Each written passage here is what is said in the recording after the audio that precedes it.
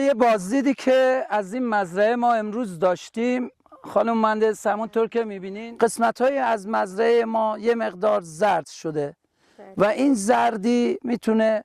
برای ما یک چالشی باشه که چرا، به چه دلیل این مزرعه ما اینجوری لکه‌ای و در قسمت‌هایی به صورت زرد در اومده که این عوامل مختلفی داره، از جمله خود سبکی بافت خاک یکی از دلایلشه. بافت خاک ما شنی اینجا و ته کاله، یه مقدار خب کمبود عناصر پرمصرف پیش اومده. کمبود اوره رو داریم،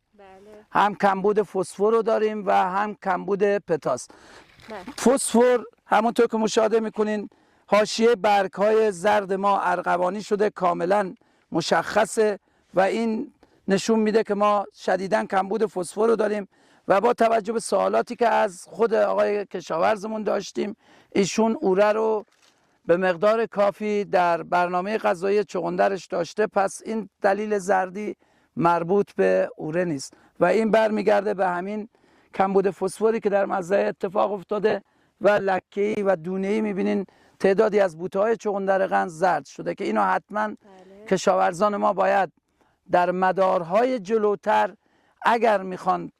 اینو برطرف کنن حتما بیان از اوره فسفات استفاده کنن،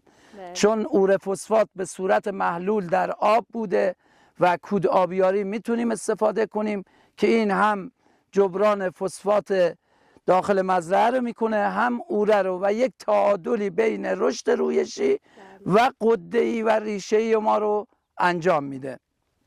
شما اگه سوالی دارین من در خدمتتونم. ممنونم آقای مهندس، متشکرم از توضیحاتتون که ما رو راهنمایی کردین. خواهش میکنم.